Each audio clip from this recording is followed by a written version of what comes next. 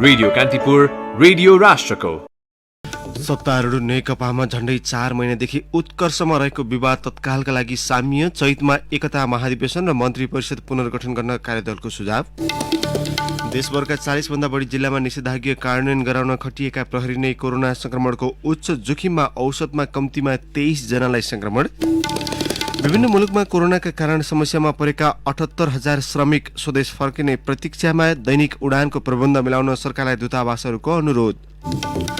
COVID-19 विरुद्धको vaccine मानिसमा परीक्षणका लागि चीनद्वारा स्वीकृति। चिनिया राष्ट्रिय प्रयोगशालाद्वारा प्रमाणीकरण। र इङ्ल्यान्ड विरुद्धको तेस्रो टेस्ट क्रिकेटको पहिलो इनिङ्समा भ्रमणकारी टोली पाकिस्तानद्वारा कमजोर ब्याटिङ, माथिल्लो क्रमका ब्याट्सम्यानलाई सस्तैमा गुमायो। नमस्कार, कान्तिपुर डायरीका साथमा साथी केशु र म अनिल। समाचार अब विस्तारमा।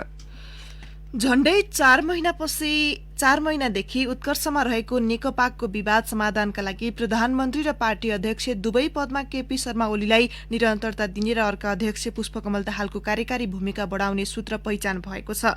विवाद समाधानका लागि सुझाव दिन गठित 6 सदस्यीय कार्यदलले हालसम्म ओलीले सरकार सञ्चालनमा गर्दै आएको एकलौटी अभ्यासलाई केही कटौती गरी त्यसमा पार्टी भूमिका समेत रहने खालको प्रतिवेदन तयार पारेको छ।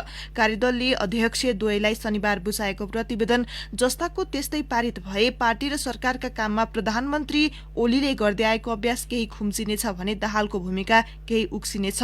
गत मङ्सिर 4 गतेकै सहमतिलाई पुनर्व्याख्या गरेर पार्टी काममा दाहालको भूमिका बढाउन र ओलीलाई सम्पूर्ण रूपमा सरकारमा केन्द्रित हुन प्रतिवेदनले सुझाव दिएको छ।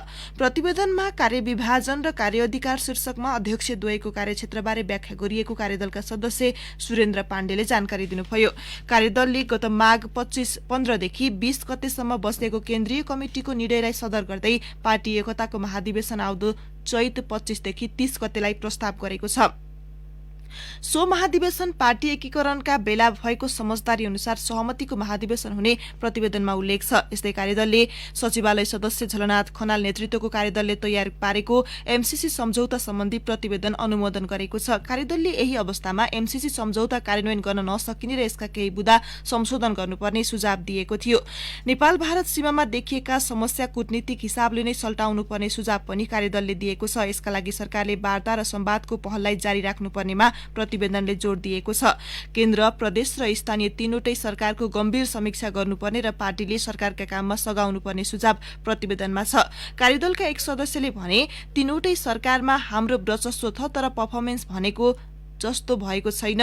आवश्यकताका आधारमा केन्द्र र प्रदेश सरकारलाई पुनर्गठन र स्थानीय सरकारको नियमन पार्टीबाट हुनुपर्छ भन्ने सुझाव दिएका छौं।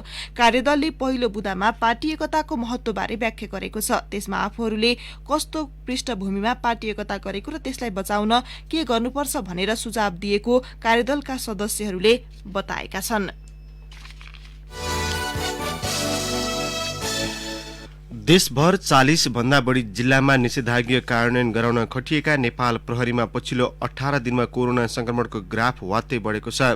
संक्रमण हुने प्रहरीको संख्या 159 बाट 583 पुगेको छ। यो आँकडा अनुसार औसतमा प्रत्येक दिन 23 प्रहरी कोरोना संक्रमित भइरहेका छन्।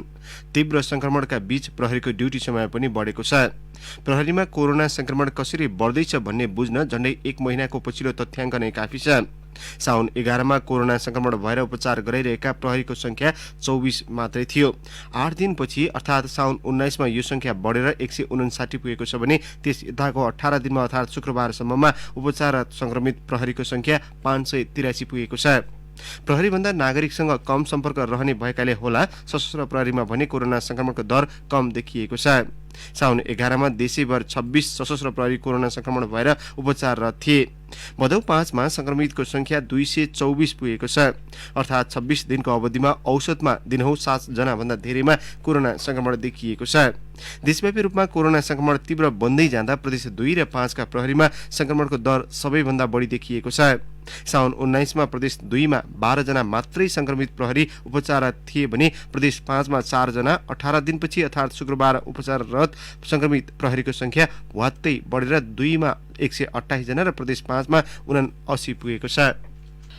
कोरोना संक्रमणबाट थप 9 जनाको मृत्यु भएको हिजो पुष्टि भएको छ। वीरगञ्ज हेल्थ केयर कोरोना अस्पतालमा उपचार गराइरहेका पर्साको बहादुरमाई नगरपालिका डोकौला बहुअरीका 61 वर्षीय पुरुषको शनिबार बिहान मृत्यु भएको छ। सुनसरीको धरान उपमहानगरपालिका 15 कृष्ण पथका 67 वर्षीय पुरुषको पनि बीपी कोइराला स्वास्थ्य विज्ञान प्रतिष्ठानमा हिजो मृत्यु भएको छ।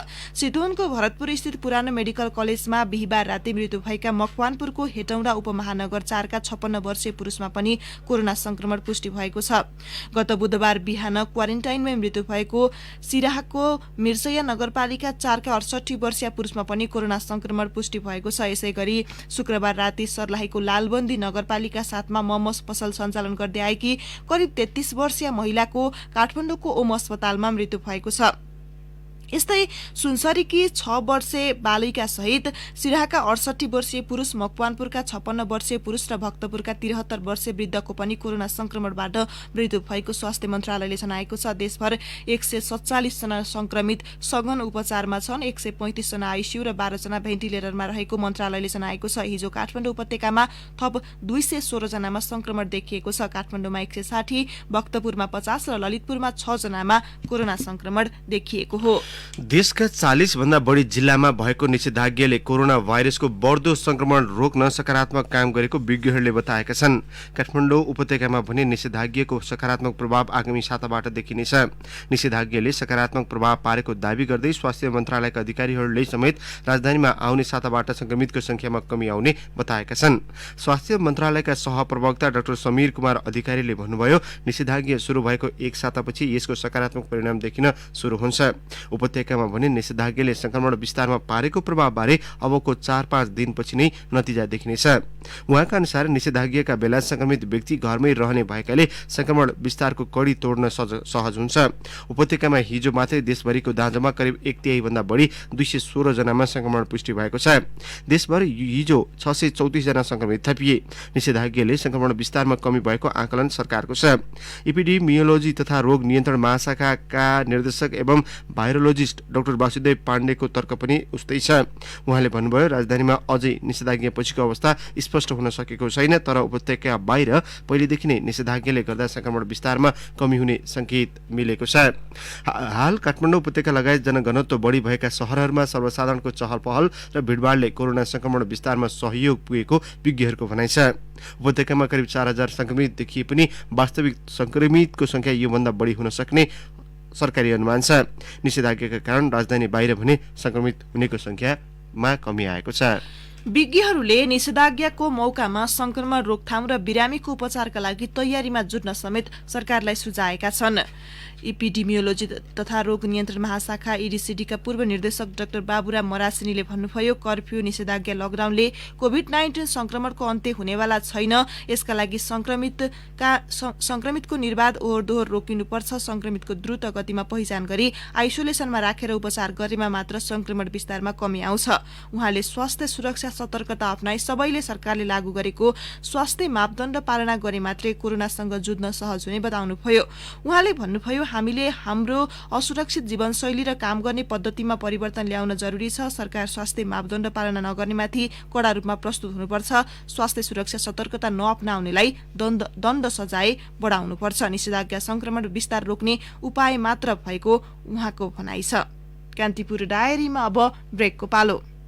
कान्तिपुर डायरीमा अब बाँकी प्रसङ्ग। सरकारले चार्टर उडान मार्फत विदेशमा रहेका नेपाली श्रमिक ल्याउन थालेको 2 महिना बित्यो। खाडी देशहरूमा मात्रै स्वदेश फर्कन चाहने नेपालीको संख्या 68,000 भन्दा बढी छ, तर यो संख्यामा श्रमिक भएको खाडीका देशमा नै नियमित उडान हुन सकेको छैन।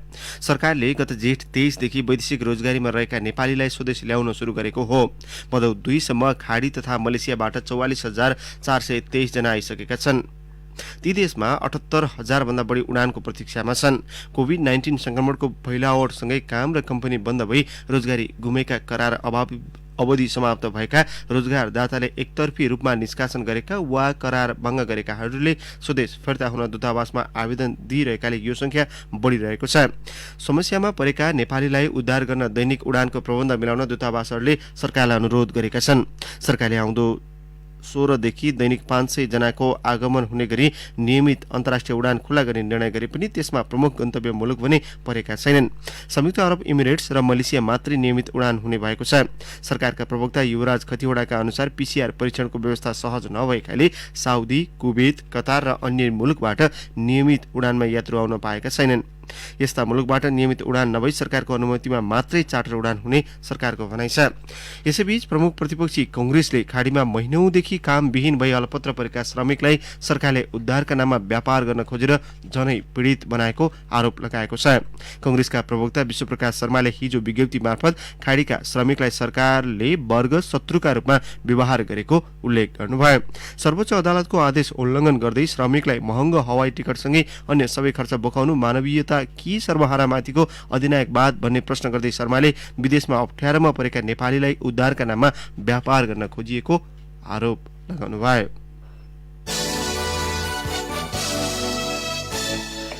अब पालो कान्तिपुर सविस्तारको। कान्तिपुर सविस्तार। कोरोना भाइरस संक्रमण जोखिमका कारण विद्यालय बन्द भएसँगै पठन पाठनमा देखिएको समस्या समाधानका लागि सरकारलाई चुनौती भएको छ। शैक्षिक सत्र प्रभावित हुन नदिन सरकारले दूर शिक्षा तथा अनलाइन कक्षामा जोड दिइरहेको छ। तर सुगम तथा पहुँच भएका स्थानका विद्यार्थी दूर शिक्षा तथा अनलाइन कक्षामा सहभागी भइरहे पनि दुर्गम क्षेत्रका बालबालिका पठन पाठनबाट वञ्चित हुँदै गएपछि चुनौती थपिएको हो। दुवै थरी विद्यार्थीलाई समेटेर लैजान सरकार असफल भएको भन्ने आलोचना बढिरहँदा यसको समाधानका लागि सरकारले पहल थालेको जनाएको छ।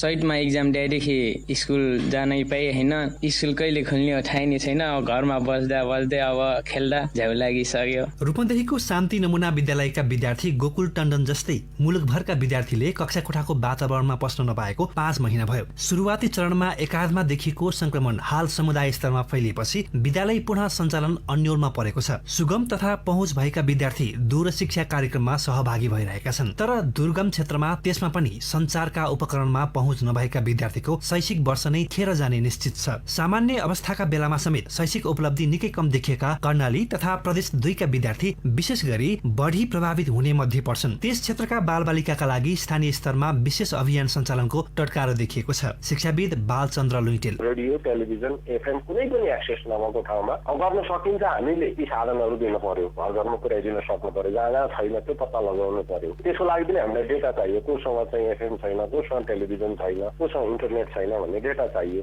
र त्यो अब स्थानीय निकायहरू परिचालन गर्ने हो भने त्यो सम्भावना हुन सक्छ कि। त्यसो त सरकारी तौरबाट शैक्षिक सत्रको औपचारिक सुरुवात गरिएको छैन। आधारभूत तहसम्म निशुल्क शिक्षा अन्तर्गत अघिल्लो वर्षसम्म सञ्चालन गरिएको भर्ना अभियानको सार्थकता बारे समीक्षा हुन बाँकी नै छ। यस बीचमा संक्रमण महामारीसँगै विद्यार्थीमा असमानताको खाडल थप बढ्दै जाने निश्चित छ। निजी र सार्वजनिक विद्यालयका विद्यार्थी बीच हुने विभेद हाल प्रविधिको पहुँचमा कित्ताकाट भएको छ। त्यसो त अनलाइन कक्षामा सहभागी हुने विद्यार्थीको मूल्याङ्कन मापदण्ड तय नहुँदा अर्को अन्यल देखिएको छ। भौतिक दूरी कायमै राखी विद्यालयले सञ्चालन गरिरहेको अनलाइन कक्षाबाट विद्यार्थीको सिकाइ उपलब्धि मापनमा दुविधा भएको नेशनल प्याप्सनका अध्यक्ष ऋतुराज सापकोटा बताउँछन्। जुम प्रविधि अथवा अन्य प्लेटफर्महरू प्रयोग गरेर विद्यार्थीहरूसँग साक्षात्कार गरेर सोधेर पनि गर्न सकिने, भाइ लिएर गर्न सकिने धेरै तरिकाहरू हुन्छ। त्यसले गर्दाखेरि मूल्याङ्कन प्रक्रिया त्यस्तो असहज र कठिन छैन। तर कठिन भनेको चाहिँ शिक्षा विज्ञान तथा प्रविधि मन्त्रालयको स्पष्ट निर्देश हुन्छ समस्या हो। विद्यार्थीको सिकाइ उपलब्धि वृद्धिका लागि शिक्षा तथा मानव स्रोत विकास केन्द्रले जारी गरेको वैकल्पिक प्रणालीबाट विद्यार्थीको सिकाइ सहजीकरण निर्देशिकाले दूरशिक्षा अन्तर्गत रेडियो, टेलिभिजन लगायतका माध्यमबाट पाठ्यक्रम सञ्चालन जारी राखेको छ। असार 1 महिनाका लागि सञ्चालन गरिएको दूरशिक्षाको हालको अवस्थामा अन्य विकल्प नभएका कारण जारी राखिएको छ। दूरशिक्षाको पहुँचमा आउन नसक्ने विद्यार्थीलाई शैक्षिक सामग्री उपलब्ध गराउने निर्देशिकाले लिएको लक्ष्य अपुरै छ। यस्तो अवस्थामा वैकल्पिक शिक्षा प्रणालीमा छुटेका विद्यार्थीको व्यवस्थापनमा पहल सुरु गरिएको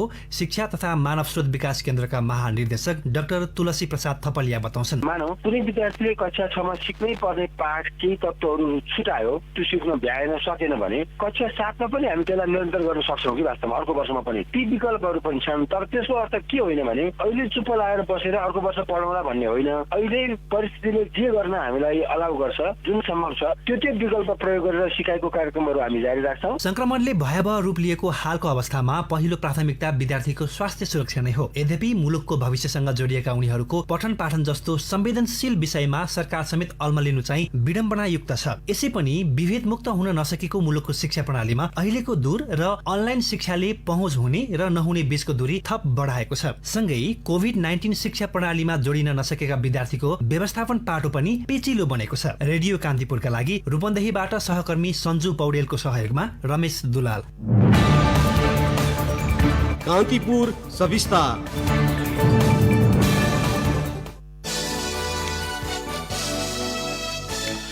कञ्चनपुर जिल्ला अदालतले निर्मला पन्तको बलात्कार र हत्याको अनुसन्धानका सिलसिलामा प्रमाण नष्ट गरेको र यातना दिएको आरोप लागेका सबै प्रहरीलाई सफाई दिएको छ। जिल्ला अदालतले अफवाहको पछि लागि मनगणन्ती कुरालाई लिएर अभियोजन गरेको ठहर पनि गरेको छ। यो सम्बन्धी फैसला गएको साउन 15 गते भए पनि त्यसको पूर्ण पाठ केही दिन अघि मात्रै आएको हो। कञ्चनपुरको भीमदत्त नगरपालिका 18 निम्बु खेडा स्थित उकुबारीमा 2075 साउन 11 मा 13 वर्षीय निर्मलाको शव फेला परेको थियो। अनुसन्धानका क्रममा उनको पछि हत्या भएको खुलेको थियो। घटनाको प्रारम्भिक अनुसन्धान जिल्ला प्रहरी कार्यालयबाट भएको थियो। त्यसपछि जिल्ला प्रहरीको अनुसन्धान टोलीलाई सहयोग गर्ने गरी काठमाडौँबाट डीएसपी अङ्गुर जीसीको नेतृत्वमा 3 जनाको टोली 13 गते पुग्यो। 14 गतेबाट विस्तृत अनुसन्धान अघि बढ्यो। स्थानीय दिलीप सिंह विष्टलाई प्रहरीले अभियुक्त बनाएको पृष्ठभूमिमा दिलीपको तर्फबाट दाजु खड्कसिंह विष्टले पुस 3 गते जारी दिएपछि यातना तथा क्षतिपूर्ति सम्बन्धी पहिलो मुद्दा अघि बढेको थियो। एसपी दिल्लीराज विष्ट, डीएसपी अङ्गुर जीसी, डीएसपी ज्ञानबहादुर सेठी, इन्स्पेक्टर एकेन्द्र खड्कालाई विपक्षी बनाइएको मुद्दामा दिलीपमाथि कुटपिट र यातना दिएको झुटो प्रमाण तयार पारेको आरोप थियो। विभिन्न नशालु पदार्थ सेवन गराएर आफू अनुकूलको प्रमाण बक्न लगाएको आरोप पनि लागेको थियो। तिनै आरोपको अन्तिम फैसलाको पूर्ण पाठमा जिम्मेवार प्रहरी अधिकृतले कानून बमोजिम पक्राउ गरी हिरासतमा राखिएको व्यक्तिलाई नै यातना दियो भनेर राज्यकै अङ्गबाट मुद्दा चलाइएको उल्लेख छ। प्रस्तुत आरोपमा अफवाहको पछि लागेर हुँदै नभएको मनगणन्ती कुरालाई लिएर जिम्मेवार प्रहरी अधिकृतहरू उप मान, प्रतिष्ठा र वृत्ति विकासमै गम्भीर असर पर्ने गरी अभियोजन गरेको देखिन्छ।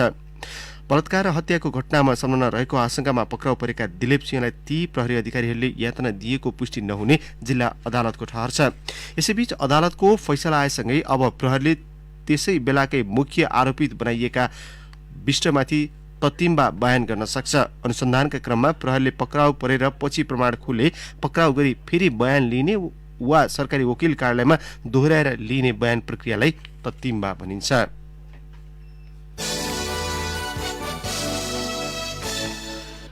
न्यायपालिकामा हुन सक्ने भ्रष्टाचार र अनियमितता छानबिन गर्न भनी गठन गरिएको समिति पुराना प्रतिवेदन अध्ययनमा सीमित हुने भएको छ। समितिका सदस्यहरूलाई सर्वोच्च अदालतले पठाएको पत्र र कार्यादेशमा पुराना प्रतिवेदन अध्ययन गरी अर्को प्रतिवेदन पेश गर्ने जिम्मेवारी तोकिएको छ।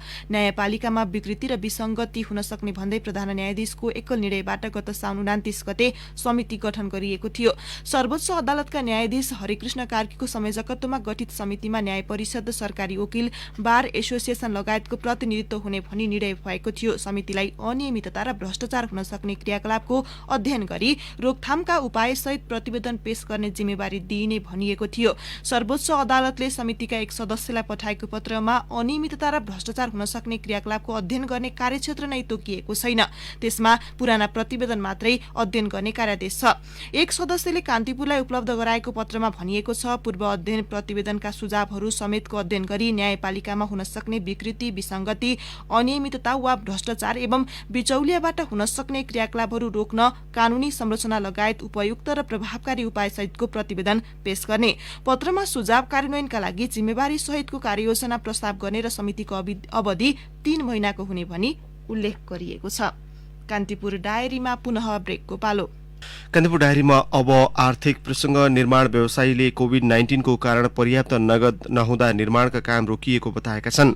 लकडाउनपछि काममा प्रगति नभए पनि दशैंपछि कामको चाप बढ्ने भन्दै व्यवसायीले नगद प्रवाहमा सहजता मिलाइदिन सरकारसँग आग्रह गरेका छन्। नेपाल निर्माण व्यवसायी महासंघका अध्यक्ष रवि सिंहले भन्नुभयो, नगद प्रवाहमा समस्या छ, यही अवस्था रहिरहे निर्माणको काम अघि बढ्दैन। चैतदेखि राम्रोसँग काम गर्न पाएका छैनौं, जसले गर्दा लागत बढेर गएको छ। काम गर्नेलाई पैसा चाहिए पनि नहुँदा समस्या भएको उहाँको भनाइ छ। सरकारसँग आफूहरूले अनुदान नमागेको उहाँले बताउनुभयो। ठेक्काको धरोटी बापत सरकारले राखेको 5% रकम फिर्ता दिए मात्रै हुने उहाँको भनाइ छ। उहाँका अनुसार बैंकमा निर्माण क्षेत्रको 3 खर्ब 41 अर्ब रुपियाँ ऋण छ। बढीमा 20% सहुलियत ब्याजमा 2 वर्षमा तिर्नुपर्ने गरी फन्डको व्यवस्था गर्नुपर्ने व्यवसायीको माग छ।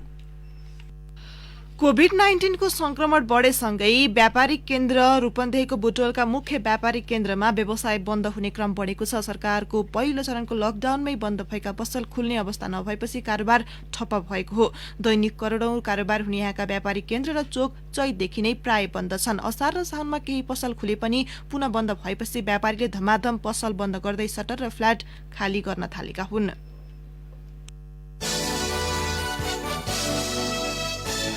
कान्तिपुर डायरीमा अब एउटा अन्तर्राष्ट्रिय प्रसंग। कोभिड-19 विरुद्धको भ्याक्सिन मानिसमा परीक्षणका लागि चीनले स्वीकृति दिएको छ। दक्षिण पश्चिमी शहर छेङदु स्थित स्थानीय प्रशासनले सो स्वीकृति दिएको समाचार संस्था रोइटर्सले उल्लेख गरेको छ। कोरोना भाइरस संक्रमण विरुद्ध विश्वमै सस्तो भ्याक्सिन निर्माणका लागि चीन आक्रामक रूपमा अघि बढिरहेका बेला यो समाचार सार्वजनिक भएको हो। बाँदरमा गरिएको परीक्षण प्रभावकारी भएपछि ठूलो परिमाणमा उत्पादन गरी मानिसमा परीक्षण गर्ने तयारीमा चीन छ। सिचुवाङ विश्वविद्यालयले वेस्ट चाइना हस्पिटलले भ्याक्सिनको विकास गरेको छ, जसलाई राष्ट्रिय स्वास्थ्य प्रयोगशालाबाट प्रमाणीकरण गरिएको छ। चीनिया वैज्ञानिकले कोरोना भाइरस संक्रमण विरुद्ध अन्य विभिन्न 8 किसिमका भ्याक्सिनका लागि अनुसन्धान समेत गरिरहेको रोइटर्सले उल्लेख गरेको छ।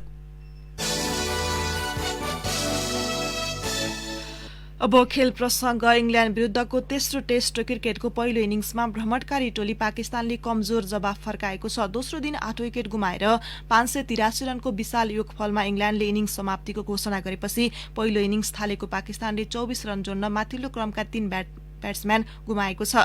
सान मसुद 4, अबिद अली 1 र बाबर अजाम 11 रन बनाएर पवेलियन फर्किए। पाकिस्तानका 3 विकेट जेम्स एन्डरसनले लिए। दोस्रो दिनको खेल सकिँदा भ्रमणकारी टोली 559 रनले पछि परेको छ। 5औं विकेटका लागि ज्याक क्राउली र जस बटलरले 359 रनको कृतिमानी साझेदारी गरेपछि इंग्ल्याण्डले विशाल योगफल तयार पारेको हो। क्राउलीले 267 तथा बटलरले 152 रन बनाएपछि घरेलु टोली बलियो अवस्थामा पुगेको हो। क्रिस वोक्स 40 रन बनाए। 4 विकेट गुमाएर 332 रनको अवस्थाबाट दोस्रो दिनको खेल अघि बढाएको इंग्ल्याण्डले थप 251 रन जोड्न 4 विकेट गुमाएको हो। पाकिस्तानका शाहिन शाह अफ्रिदी, यासिर शाह र फवाद आलमले समान 2 तथा नासिम शाह र असद साफिकले 1-1 विकेट लिए। 3 टेस्टको सिरिजमा घरेलु टोली 1-0 ले अघि छ। दोस्रो टेस्ट वर्षाले अवरुद्ध भएको थियो। अब मौसम सम्बन्धी जानकारी। काठमाडौँ उपत्यका सहित मुलुकका अधिकांश स्थानमा बदली रही केही स्थानमा मेघ गर्जन र चट्याङसहित वर्षाको सम्भावना रहेको जल तथा मौसम पूर्वानुमान महाशाखाले जनाएको छ। गण्डकी प्रदेश, कर्णाली प्रदेश तथा सुदूरपश्चिम प्रदेशका 1-2 स्थानमा भारी वर्षाको सम्भावना छ। केही बेर अघि 20 डिग्री सेल्सियस मापन गरिएको काठमाडौँ उपत्यकाको अधिकतम तापक्रम आज 28 डिग्रीसम्म पुग्न सक्नेछ। सूर्योदय बिहान 5:38 भयो भने सूर्यास्त भरे साँझ 6:34 हुनेछ। हवस् त, नै प्रसङ्गसहित कान्तिपुर डायरीको यो बुलेटिन अहिलेलाई यहीँ सकिन्छ। अहिले केही बेरमा प्रसारण हुने हाम्रो नियमित कार्यक्रम द हेडलाइन्समा आज हामी सत्तारूढ नेकपाका केन्द्रीय सदस्य रविन्द्र अधिकारीसँग कुराकानी गर्दैछौँ। सुन्ने प्रयास गर्नुहोला। अहिलेलाई भने कान्तिपुर डायरीबाट साथी केशु र म अनिल बिदा माग्छौँ। नमस्कार।